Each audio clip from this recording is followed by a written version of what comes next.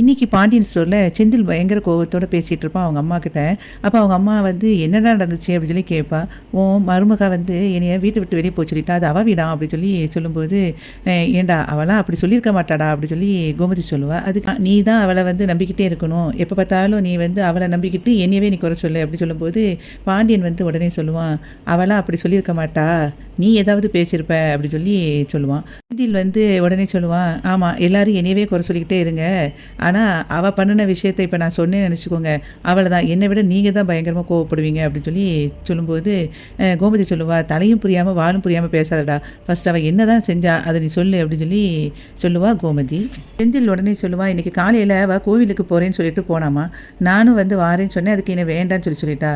ரொம்ப நாளாகவே அவள் வந்து நடவடிக்கை வந்து சரியில்லாமல் இருந்தது, அவள் யார்கிட்டையும் ஃபோனில் வந்து பேசிக்கிட்டே இருக்கா, எனக்கு தெரியாமல் பேசிக்கிட்டே இருந்தா, சரின்னு சொல்லிட்டு காலையில் கோயிலுக்கு அப்போ போகிறாள், இவள் யார்கிட்ட தான் அப்படி பேசிட்டு போகிறான்னு தெரியலன்ட்டு நான் வந்து கோயிலுக்கு பின்னாடியே போய் பார்த்தேன், ஆனால் அங்கே போன பிறகு தான் தெரிஞ்சது அவங்க யார்கிட்ட பேசிச்சுட்டு இருந்தான்னு அப்படின்னு சொல்லும்போது, யார்கிட்டடா பேசிக்கிட்டு இருந்தா அப்படின்னு சொல்லி கோமதி கேட்பா. அதுக்கு நம்ம குடும்பத்தை வந்து கோர்ட்டு கேஸ்னு அலைய விட்டாங்களோ, யார் நம்ம அண்ணனோட வாழ்க்கையை சீரழிச்சாங்களோ, யார் நம்ம குடும்பத்து மேலே வந்து வரதட்சணை கேஸ் போட்டாங்களோ, அவங்கக்கிட்ட இவன் சிரிச்சு சிரிச்சு பேசிகிட்டு இருக்காமா அப்படின்னு சொன்ன உடனே எல்லாருமே வீட்டில் வந்து ஷாக் ஆயிடுவாங்க.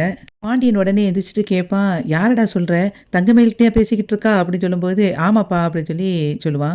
அதுக்கு வந்து கோமதி கேட்பா, இன்னுமாடா அவகிட்ட பேசுகிறத அவள் நிப்பாட்டலை அப்படிங்கும்போது, அவள் முன்னாடிலேருந்தே அவங்கக்கிட்ட கண்டினியூஸாக பேசிட்டு தாம்மா இருக்கா, அவள் பேசாமலே எப்போவுமே இருந்தது இல்லை அப்படி சொல்லும்போது, கோமதி உடனே சொல்லுவா, இருடா நான் கேட்குறேன் அப்படின்னு சொல்லிட்டு அரிசிக்கிட்ட போய் ஃபோன் எடுத்துகிட்டு வா என் ஃபோனை அப்படின்னு சொல்லி சொல்லிட்டு இருப்பா கோமதி. கோமதி வந்து மீனாவுக்கு கால் பண்ணுவா. மீனா அட்டன் பண்ணிட்டு என்னத்தை சொல்லுங்க அப்படிங்கும்போது, நீ என்னடி உன் மனசில் நினச்சிட்டு இருக்க, இன்னும் மயிலுக்கிட்ட பேசிகிட்டு இருக்கியாமே அப்படி சொல்லும்போது, அத்தை நான் உங்கள்கிட்ட வீட்டில் வந்து பேசுகிறேன் அப்படின்னு சொல்லி அவள் சொல்லுவாள். அதெல்லாம் இருக்கட்டடி, உன்னைய கோர்ட்டு கேஸ்னு அலைய விடலை, கம்ப்ளைண்ட் பண்ணலைன்னொன்னே எங்களை பற்றி கவலைப்படாமல் நீ அவகிட்ட பேசிகிட்டு இருக்கியோ அப்படி சொல்லும்போது, மீனா சொல்லுவா, இல்லைத்த நீங்கள் வந்து நான் எல்லாத்தையுமே நேரில் வந்து பேசுகிறேன் உங்ககிட்ட அப்படின்னோடனே, உடனே நீ கிளம்பி வா அப்படின்னு சொல்லிட்டு கோமதி சொல்லிட்டு வா. அது பாண்டியன் வீட்டுக்கு வருவா. பாண்டியன் வீட்டுக்கு வந்த உடனே கோமதி கேட்பா, ஏண்டி நான் வந்து யாரை ரொம்ப நம்புகிறனோ அவங்க தான் வந்து துரோகம் பண்ணுவாங்கன்னு கேள்விப்பட்டிருக்கேன், ஆனால் நீ பண்ணுவேன்னு நான் நினச்சி கூட பார்க்கல அப்படின்னு சொல்லும்போது, அத்தை அப்படி சொல்லிட்டு நான் அந்த மாதிரிலாம் பண்ணலை அப்படி சொல்லி மீனா சொல்லுவா. என்னடி பண்ணலைங்கிற அப்படி சொல்லிட்டு திட்டிகிட்டு இருக்கும்போதே பாண்டியன் சொல்லுவான், ஏப்பா உனக்கு கொஞ்சமாவது புரியுதா, அவள் வந்து கோர்ட்டில் நம்மளெல்லாம் எல்லாத்தையும் கொண்டு போய் நிப்பாட்டினா, அதே மாதிரி உங்கள் அத்தை இப்போ யாருமே இல்லாமல் வந்து ஜெயிலில் கிடந்தா, அதெல்லாம் உனக்கு தெரியலையா, நீ அந்த பிள்ளைகிட்ட போய் இப்படி பேசிக்கிட்டு இருந்திருக்க அப்படின்னு பாண்டியன் சொல்லுவான். இல்லை மாமா நான் என்ன சொல்ல வரேன்னா அப்படி சொல்கிறதுக்குள்ளே கோமதி சொல்லுவா, நீ உனக்கு கொஞ்சம் கூட அறிவே இல்லையா மீனா, நமக்கு வந்து அவங்களோட பிரச்சனை கோர்ட் வரைக்கும் இப்போ போயிருக்கு, கோர்ட்டில் கேஸ் நடந்துகிட்டு இருக்கு, இன்னும் கொஞ்ச நாளில் அவளுக்கும் நமக்கு சம்மந்தமே இல்லை அப்படின்னு சொல்லிட்டு முடிவாக்க போகிற நேரத்தில் நீ எதுக்கு இப்போ அவகிட்ட போய் உறவாடிட்டு இருக்க அப்படின்னு சொல்லி கேட்பா கோமதி. வந்து சொல்லுவா, நீங்கள் எவ்வளோ தான் பேசினாலும் அதுக்காக நமக்கும் அவங்களுக்கும் ஒட்டு இல்லை உறவு இல்லைன்னு போக முடியாது அப்படின்னு அவள் சொல்லுவா. ஏன் போக முடியாதுன்னு சொல்லிட்டு இருக்க அப்படி சொல்லி வந்து கோமதி கேட்பா. அதுக்கு வந்து மீனா சொல்லுவா, நானும் உங்களை மாதிரி அவங்கக்கிட்ட பேசாமல் தான் இருந்தேன், சந்தர்ப்ப சூழ்நிலை அவங்கள பார்க்க வேண்டிய சுச்சுவேஷன் ஆகிட்டு நான் அந்த சமயத்தில் எல்லாம் என்னெல்லாம் பண்ணினேன்னு உங்கள் மகனுக்கே தெரியும் அப்படிங்கும்போது, அதுக்காக நீ இப்போ அவங்கள வந்து இந்த வீட்டுக்கு கொண்டுட்டு வரதுக்காக எதுவும் பிளான் பண்ணுறியா அப்படின்னு சொல்லிட்டு கேட்பான் செந்தில். நான் வந்து சொல்லுவேன், இப்போ இருக்கிற மனநிலையில் நான் வந்து மயிலக்கா கிட்ட பேசாமல் இருக்க முடியாது, ஏன்னா நான் இப்போ அவங்ககிட்ட பேசி தான் ஆகணும் அப்படின்னு சொல்லி சொல்லும்போது, என்னடி சொல்கிற, புதிர் படாமல் பேசுடி அப்படின்னு சொல்லிட்டு கோமதி சொன்ன உடனே, நான் சொல்கிறேன் மயிலக்கா வந்து இப்போ ப்ரெக்னெண்ட்டாக இருக்காங்க அப்படி சொன்ன உடனே ஷாக்காகி எல்லோரும் பார்ப்பாங்க. அப்போ இவ சொல்லுவா கோமதி, என்னடி சொல்கிற, உண்மையை தான் சொல்கிறேன்னொடனே, ஆமாத்த மயிலக்கா வந்து ப்ரெக்னெண்ட்டாக இருக்காங்க அப்படின்னு சொல்லி சொல்லுவாள். உடனே அதுக்கு வந்து செந்தில் சொல்லுவான், இது எதுக்கு நீ என்கிட்ட வீட்டில் வச்சு சொல்லவே இல்லை அப்படி சொல்லும்போது, சும்மா கதை கட்டுறியா அப்படின்னு கேட்பான். அதுக்கு வந்து அவள் சொல்லுவா, நீங்கள் எங்கே என்ன அவங்க வந்து பேச விட்டீங்க, ஒன்றுமே பேச விடாமல் சண்டை போட்டு நீங்கள் மட்டும் கிளம்பி வந்துட்டீங்க அப்படின்னு சொல்லி அவள் சொல்லிட்டு 2 பேரும் ஆர்கியூ பண்ணிட்டு இருந்த உடனே இவ சொல்லுவா கோமதி, ஏடி நீங்கள் 2 பேரும் சண்டை போடுறதை விடுங்க அப்படின்னு சொல்லிட்டு கத்துவா. கோமதி வந்து கேட்பா, உண்மையை தான் சொல்கிறியாடி அப்படின்னு சொல்லி மீனா பார்த்து கேட்கும்போது, ஆமாத்த உண்மைக்குமே மயிலக்கா வந்து குழந்தை உண்டாயிருக்காங்க அப்படின்னு சொல்லி சொல்லுவாள். உடனே அதுக்கு கோமதியோட அம்மா வந்து சொல்லுவா, அந்த பொண்ணு ஏற்கனவே வந்து குழந்தை உண்டாயிருக்குன்னு பொய்லாம் சொன்னிச்சின்னு சொல்லியிருக்கீல்ல அப்படிங்கும்போது, ஆமாம் அவள் ஏற்கனவே பொய் சொன்னவ தான், அவள் பொய் சொல்லக்கூடியவ தான், இப்போ நம்ம வந்து கோர்ட்டு கேஸ்னு அலைஞ்சிக்கிட்டு இருக்கோம்ல, அவளுக்கு சாதகமாக பதில் வரணும் அப்படிங்கிறதுக்காக குழந்தை உண்டாயிருக்கேன்னு சொல்லியிருப்பா, அப்போ தானே அவளுக்கு பதில் சொல்லுவாங்க அப்படிங்கிற மாதிரி பேசிக்கிட்டு இருப்பா. அதுக்கு வந்து செந்தில் சொல்லுவான், அப்படிலாம் வந்து அவங்க ஏமாற்ற முடியாதுமா, அதுக்கு கண்டிப்பாக அவங்க வந்து மெடிக்கல் செக்கப் பண்ணணும், அப்போ உண்மை நமக்கு தெரிஞ்சு நமக்கு தான் அது வந்து சாதகமாக அமையும் அப்படின்னு சொன்ன உடனே மீனா சொல்லுவா, அதெல்லாம் நாங்கள் ஆல்ரெடி வந்து மெடிக்கல் செக்கப் பண்ணி கன்ஃபார்ம் பண்ணியாச்சு, அவங்களுக்கு வந்து செக்கப் பண்ணும்போது நான் கூட இருந்தேன் அப்படின்னு சொன்ன உடனே எல்லாரும் திரும்பியும் ஷாக் ஆயிடுவாங்க. டாக்டரே கன்ஃபார்ம் பண்ணி சொல்லிட்டாங்க. அவங்க வந்து குழந்தை உண்டாயிருக்காங்க அப்படின்னு மீனா சொன்ன உடனே கோமதி கேட்பா, "அவளுக்கு குழந்தை உண்டாயிருக்கான்ட்டு எத்தன மாசத்துக்கு முன்னாடி தெரியும்?" அப்படின்னு சொல்லி கேட்பா. அப்போ குறைஞ்சது அது இருக்கும் ஒரு 1 மாசத்துக்கு மேலேயே இருக்கும் அப்படின்னு. "அப்போ உனக்கு எப்படி தெரியும்?" அப்படிங்கும்போது, "எனக்கு அப்பவே தெரியும்" அப்படின்னு சொல்லுவா. "அப்போ நீ எங்ககிட்ட நீ சொல்லவே இல்ல. நீ இன்னும் எத்தன விஷயத்த நீ மறைப்ப? நீ வந்து மறைக்கிறதுக்குன்னே இவன கல்யாணம் முடிச்சுட்டு வந்தியா? நீ என்ன பெரிய மனுஷின்னு நெனச்சுக்கிட்டியா? நகை விஷயத்த மறைச்ச, அப்படி ஒவ்வொரு விஷயமா மறைச்சுக்கிட்டே போய்க்கிட்டு இருக்க." அப்படின்னு சொல்லும்போது, "இல்ல வந்து மயிலக்கா தான் சொல்லக்கூடாதுன்னு சொன்னாங்க." அப்படிங்கும்போது, மயிலு சொல்லக்கூடாதுன்னு சொன்னாளா? அவ பெரிய இவளா அவ? குழந்தைன்னு அவளுக்கு மட்டும் நெனச்சாளா? அது சரவணனோட குழந்தை. அது உனக்கு தெரியுமா? எங்க வீட்டுக்கு கண்டிப்பா அத சொல்லி தானே ஆயிருக்கணும் அவ அப்படின்னு சொல்லும்போது, "அவ வீட்டுக்கு சொல்லிட்டாளா?" அப்படின்னு சொல்லி கேட்பா கோமதி.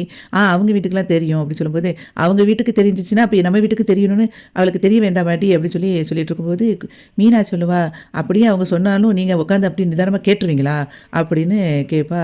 "ஏன்டி அவ தான் எங்ககிட்ட சொல்லக்கூடாதுன்னு சொன்னாலும், நீ என்கிட்ட சொல்லியிருக்கணும்ல." அப்படின்னு சொல்லி கேட்பா மீனா கிட்ட கோமதி. அதுக்கு வந்து அவ சொல்லுவா, "ஆமா உங்ககிட்ட சொல்லணும்னு சொல்லி தான் மயிலக்கா வாயாலேயே சொல்லிடுவோம்." அப்படின்னு சொல்லிட்டு உங்கள 2 பேத்தையுமே கோயிலுக்கு வர சொன்னேன். கோயில்ல வச்சு என்ன நடந்துச்சு? அப்படின்னோனே, "என்ன நடந்துச்சு?" அப்படின்னு சொல்லி கேட்பா. கோயில்ல வச்சு உங்க 2 பேரையும் உட்கார வச்சு பேச வச்சிரணும். மயிலக்காவே உங்களுக்கு சொல்லணும்னு நான் நெனச்சேன். ஆனா என்ன நடந்தது? நீங்க மயிலக்கா கிட்ட இருந்து ஒரு வார்த்தை கூட பேசணும்னு நெனைக்கல." அப்படிங்கும்போது, "ஆமா அவங்க அம்மா வந்து என்கிட்ட பயங்கரமா சண்டை போட்டா." அப்படி சொல்லும்போது, "மயிலக்கா பேசியிருந்தாலும் நீங்க கேட்டுருப்பீங்களா? அவங்க பேர எடுத்தாலே ஒரே உங்களுக்கு பயங்கர கோவம் தான். வீட்ல இருக்கும்போதும் நெறைய நேரம் பேசணும்னு நெனச்சேன். அப்பவும் நீ அவ பேரையே பேசாத, எடுக்காத இந்த வீட்ல அப்படின்னு வந்து என்ட்ட சொல்லிட்டீங்க.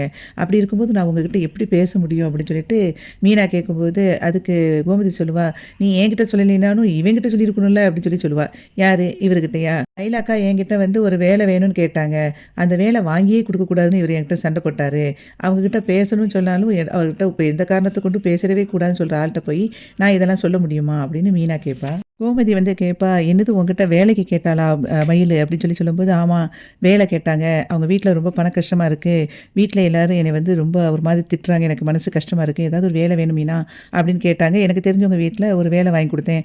அங்க ஒரு வயசானவங்கள பார்த்துக்கிடணும். அதே மாரி அந்த வீட்ல சமையல் வேலையும் பார்த்துக்கிறாங்க. அப்படி சொல்லுவா. "நீ எதுக்கு அப்போ இதெல்லாம் எங்ககிட்ட ஃபர்ஸ்ட்டே சொல்லல?" அப்படின்னு சொல்லி கேட்பா. அதுக்கு வந்து நான் வந்து சொல்லலைனாலும் அவங்க வந்து சொல்ல வந்தாங்க. நீங்க அத கேட்கல அப்படி சொல்லுவா மீனா. அதுக்கப்புறம் கோமதி சொல்லுவா, "அவங்க அம்மா, அப்பாவாவது நம்மகிட்ட வந்து பேசியிருக்கணும்ல." அப்படிங்கும்போது, "அன்னைக்கு தான் வீட்டுக்கு வந்தாங்களே அவங்க அம்மாவும், அப்பாவும். அவங்க வந்து இத பேச தான் உங்க கிட்ட வந்தாங்க." அப்படி சொல்லி மீனா சொல்லிட்டு இருப்பா. அவங்க எங்கடி என்கிட்ட சொல்ல வந்தாங்க. அவங்க வந்து இவனுக்கு சரவணனுக்கு வந்து வேற பொண்ணுகிட்ட தொடர்பு இருக்குன்னு சொல்லி தானே என்கிட்ட சண்டை போட்டுட்டு இருந்தாங்க அப்படி சொல்லும்போது, "இல்ல அதுக்கப்புறம் வந்து அவங்களுக்கு பேச தெரியல. எது கூடயோ எதையோ முடிச்சு போட்டு பேசிக்கிட்டு இருந்தாங்க. அதே மாதிரி நீங்க அவங்க சொல்றதையும் கேட்குற மனநிலையில இல்ல." அப்படி சொல்லிட்டு இருப்பா.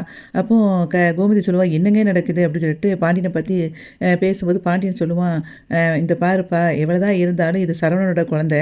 ஆனாலும் எங்ககிட்ட மறைச்ச மாதிரி அவன்கிட்ட மறைச்சிருக்க கூடாதுல்ல. அது தப்பு தானே?" அப்படின்னு கேட்பாரு பாண்டியன். அதுக்கு வந்து உடனே மீனா சொல்லுவா, சரவணன் மாமாவுக்குலாம் இது தெரியுமாம்மா?" அப்படின்னோனே, "என்னது தெரியுமா?" அப்படின்னு சொல்லிட்டு பாண்டியனும் கோமதியும் கேட்பாங்க. "ஆமா தெரியும் அவங்களுக்கு. பிரெக்னன்ட் ஆனேன்னு தெரிஞ்ச உடனே ஃபர்ஸ்ட்டு சரவண மாமாட்ட தான் சொல்லணும்னு சொல்லிட்டு கோயில்ல வச்சு சொல்ல வந்தாங்க. நான் தான் 2 பேரையும் மீட் பண்ண வச்சேன். அந்த சமயத்தில சரவண மாமாட்ட ரொம்ப சந்தோஷத்தோட மயிலக்கா வந்து குழந்தை உண்டான விஷயத்த சொன்னாங்க.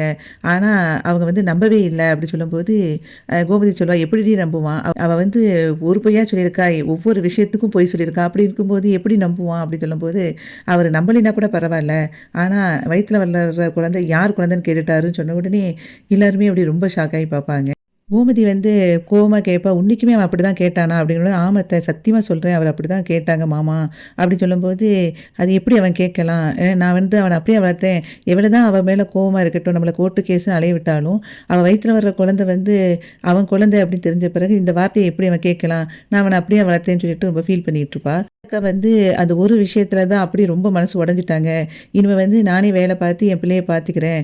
நானே வளர்த்துக்கிறேன். யாருக்கிட்டயும் இந்த பிரெக்னன்ட் ஆன விஷயத்த இனிமே சொல்ல வேண்டாம் அப்படின்னு சொன்னாங்க. நான் உங்ககிட்ட சொல்லக்கூடாதுலாம் இல்ல. அப்படின்னு சொல்லும்போது, பாண்டியன் வந்து கேட்பான், "நீ சொல்லுப்பா உண்மைக்குமே அப்படிதான் சொன்னானா?" அப்படிங்கும்போது, "சத்தியமா மாமா அப்படிதான் சொன்னாங்க மாமா." அப்படி சொல்லும்போது பாண்டியன் வந்து செந்தில பார்த்து சொல்லுவான், "டேய் நீ கடைக்கு போயிட்டு சரவணன வர சொல்லு." அப்படிங்கும்போது, "அதுக்கு எதுக்குப்பா கடைக்கு போகணும்? இங்கேருந்தே ஃபோன் பண்ணா அண்ணன் வந்துற போறான்." அப்படி சொல்லும்போது, "எனக்கு அது தெரியாதா? இங்க வந்துட்டா கடைய யார் பார்க்கறது? ஜாமான் எல்லாம் கேட்கறவங்களுக்கு தன்னால போயிருமா? போடா போய் நீ கடைய போய் பார்த்துட்டு அவன அனுப்பு." அப்படின்னு சொல்லிட்டு கோவமா சொல்லிட்டு இருப்பான். அப்போ செந்தில் வந்து கிளம்பி போயிருவான். கதிர் வந்து ஹாஸ்பிட்டலுக்கு அவங்க மாமாவை கூட்டிகிட்டு போயிருப்பான். அப்போ அங்கே வெயிட் பண்ணிகிட்டு இருப்பாங்க ஹாஸ்பிட்டல் வாசல் வச்சு. அப்போது டாக்டர்கிட்ட வந்து பார்க்கறதுக்கு ரொம்ப நேரம் எடுக்குமோ அப்படின்னு அவர் முத்துவேல் ஃபீல் பண்ணிகிட்டு இருப்பாரு. அதுக்கு அவன் சொல்லுவான், அதெல்லாம் ஒன்றும் இல்லை, சீக்கிரம் பார்த்துட்டு கிளம்பிடலாம் அப்படின்னு சொல்லிட்டு இருக்கும்போது நர்ஸ் அங்கேருந்து வருவாங்க. வந்துட்டு உங்களுக்கு டெஸ்ட் எடுக்கணும் அப்படிங்கும்போது, ஏற்கனவே நான் காரைக்குடியில் டெஸ்ட் எடுத்துட்டேனே அப்படின்னு சொல்லி அவன் சொல்லுவான். அதுக்கு இல்லை, இங்கேயும் எடுக்கணும், நீங்கள் வாங்க அப்படின்னு சொல்லிட்டு கூட்டிகிட்டு போகும்போது அமௌண்ட்டு கட்டணும்னு சொல்லுவாள் நர்ஸு. அதுக்கு வந்து கதிர் சொல்லுவான், நீங்கள் போங்க, நான் உங்களுக்காக கட்டிக்கிறேன் அப்படின்னு சொல்லிட்டு பணத்தை அவன் கிட்டக்கு போவான். அதுக்கப்புறம் டெஸ்ட் எடுத்து முடிச்ச உடனே, எடுத்து முடிச்சாச்சா அப்படின்னு சொல்லி கதிர் கேட்பான். ஆமாம் எடுத்துட்டாங்க அப்படின்னு சொல்லிட்டு இருக்கும்போதே டாக்டர் பார்க்க வாங்க அப்படின்னு சொல்லிட்டு கூப்பிடுவாங்க. அப்போ டாக்டர் வந்து சொல்லுவார், உங்கள் ரிசல்ட் எல்லாம் பார்த்துட்டேன், நீங்கள் ஏற்கனவே எடுத்த மாதிரி தான் இருக்குது. ஆனால் இப்போ வந்து நான் திரும்ப ஒன்றும் சொல்ல போகிறதில்ல, ஏற்கனவே டாக்டர் உங்கள்கிட்ட எல்லாம் கிளியராக சொல்லியிருப்பாங்க, உங்களுக்கு வந்திருக்கிறது குடலில். அதனால் இப்போ என்னென்னா செகண்ட் ஸ்டேஜ்லேயே பார்த்ததே வந்து ஒரு பெரிய விஷயம். நிறைய பேர் 4th ஸ்டேஜில் கூட பார்க்காம இருப்பாங்க, அவங்களுக்கு தான் உயிருக்கு ஆபத்து. உங்களுக்கு எந்த வித பிரச்சனையும் இல்லைன்னு சொல்ல முடியாது, கொஞ்சம் ட்ரீட்மெண்ட் நல்லா எடுத்தாலே நீங்கள் க்யூர் ஆயிடலாம் அப்படின்னு சொல்லி சொல்லுவார். டாக்டர் வந்து சொல்லுவாங்க, நீங்கள் வந்து ஒரு ஆப்ரேஷனும் பண்ண வேண்டியிருக்கும் அப்படிங்கும்போது, இன்னது ஆப்ரேஷனாக மாத்திரை மருத்துவத்தை குணப்படுத்த முடியாதா அப்படிங்கும்போது, அதுவும் எடுக்கணும், ஆனால் கண்டிப்பாக உங்களுக்கு குடலில் வந்திருக்கனால ஒரு ஆப்ரேஷன் பண்ணி ஆகணும், அதையும் எடுத்துட்டிங்கன்னா நல்ல ட்ரீட்மெண்ட் எடுத்து உங்களுக்கு சரியாகிடும், அதுக்கு வாய்ப்பு நிறைய இருக்குது அப்படின்னு சொல்லி சொல்லுவார். நீங்கள் வந்து ஃபஸ்ட்டு ஊர்லேயே வச்சு கூட கீமோலாம் கொடுத்துக்கிடலாம், மீதி எல்லாத்தையும் இங்கே வச்சு பார்க்குற மாதிரி இருக்கும் அப்படின்னோடனே, எவ்வளோ நாளைக்குள்ளே பண்ணணும் டாக்டர் அப்படின்னு கதிர் கேட்பான். இமீடியட்டாக வந்து நம்ம ட்ரீட்மெண்ட்டை ஸ்டார்ட் பண்ணணும் அப்படின்னு சொல்லும்போது, சரி டாக்டர், உயிருக்கு எந்த ஆபத்தும் இல்லை அப்படின்னு சொல்லி அவன் கேட்பான். ஒன்றும் பிரச்சனை இல்லை, கொஞ்சம் முடிஞ்ச வரைக்கும் நம்ம நல்லா ட்ரை பண்ணலாம் அப்படின்னு சொல்லி டாக்டர் சொல்லிடுவாரு.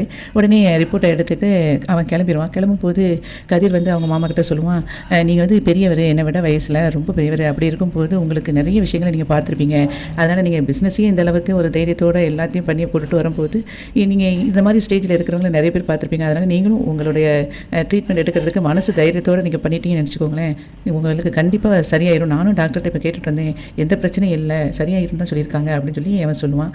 சரின்னு சொல்லிட்டு அவர் பாட்டுக்கு கிளம்பி போயிடுவாங்க.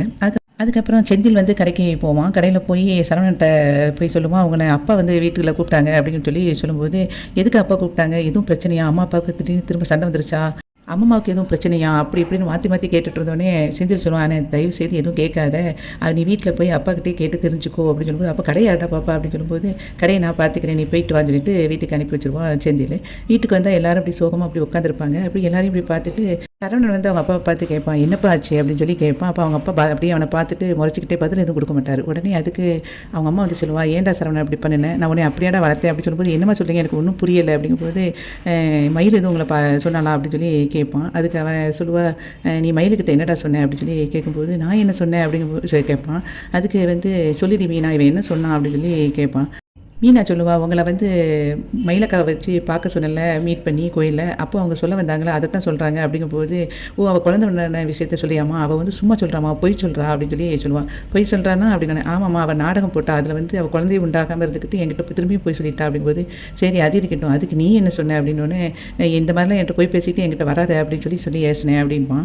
அதுக்கு நீ அதை மட்டும் தான் சொன்னியா, வேறு என்ன சொன்ன அப்படின்னோடனே அவன் முழிப்பான். உடனே மீனாவை பார்த்து கோமதி சொல்லுவா, என்ன சொன்னா அது நீயே சொல்லு அப்படிங்கும்போது, மயிலக்கா வந்து குழந்தை உண்டானதுக்கு நான் காரணம் இல்லை அப்படின்னு மட்டும் சொல்லிட்டாங்க அப்படின்னு சொல்லி சொல்லுவான். உடனே நீ அப்படி சொன்னியாடா அப்படின்னு சொல்லி இவன்கிட்ட கேட்பான் சரவணன்ட்ட. அதுக்கு சரவணன் சொல்லுவான், இல்லைம்மா அது வந்து ஒரு கோவத்தில் என்ன சொன்னியானே, ஆமாம்மா கோவத்தில் சொல்லிட்டேனோடனே ஓங்கி மாறி கணத்தில் அடிச்சுட்டு ஏன்டா அப்படி பேசினேன், ஒரு பொண்ணை பார்த்து இப்படி பேசலாமாடா, அவன் எவ்வளோ தப்பு பண்ணிட்டு போகட்டும், அதுக்காக குழந்தை உண்டானதை வந்து நீ காரணம் இல்லைன்னு சொல்ல அவள் எப்படி தாங்குவா, உங்கள் அப்பா ஏற்கனவே என்னை வந்து நாடகம் போட்டாருன்னு சொன்னதுக்கே நான் அவ்வளோ கோவத்தில் மனசு கஷ்டத்தில் வீட்டை விட்டு போயிட்டேன், இப்போ அவள் என்ன மனநிலையில் இருப்பா புரியுதாடா அப்படின்னு சொல்லும்போது அவன் சொல்லுவான், ஏமா அவன் வந்து உண்மைக்குமே அவள் குழந்தை உண்டாகலமா, பொய் தான் சொல்லியிருக்கா, அவங்க வீட்டில் அவள் கொஞ்சம் நெஞ்சமாக நம்மளை ஏமாற்றிருக்கா, அதே மாதிரி அவங்க அப்பா அம்மாவும் நம்மளை ரொம்ப ஏமாற்றிருக்காங்க, நீங்கள் தான் எல்லோரும் நம்பிக்கிட்டு இருக்கீங்க, மீனா உன்னையும் வந்து அவள் ஏமாத்துறாப்பா அப்படின்னு சொல்லும்போது, அதுக்கு மீனா சொல்லுவா, இல்லைம்மா அக்கா வந்து உண்மைக்குமே குழந்தை உண்டாயிட்டாங்க, நான் போய் டாக்டர்கிட்ட போய் செக் பண்ணிட்டு வந்துட்டேன், நான் தான் போனேன்னு சொன்ன உடனே அவன் சரவணன் வந்து ரொம்ப ஷாக் ஆயிரும், அப்படி முடிச்சுட்டு இருப்பான்.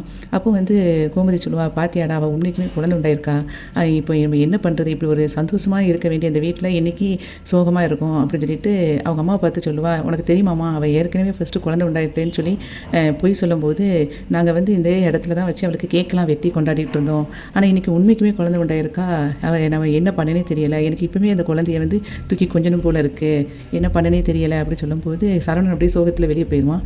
அப்போது கோமதி வந்து பாண்டியனை பார்த்து கேட்பா, என்னங்க செய்ய இப்போ அப்படின்னு சொல்லும்போது, என்ன தான் இருந்தாலும் தப்பு பண்ணினாலும் அவள் வந்து நம்ம வீட்டு வாரிசை சமந்துக்கிட்டு இருக்கா, நம்ம வந்து இப்போ யோசிக்கணும் கண்டிப்பாக அப்படிங்கிற மாதிரி இன்றைக்கி சொல்லிவிட்டு பாண்டியன் ஸ்டோர் வந்து முடிஞ்சது. வீடியோவுக்கு ஒரு லைக் கொடுத்து சேனலை சப்ஸ்கிரைப் பண்ணுங்கள். நன்றி.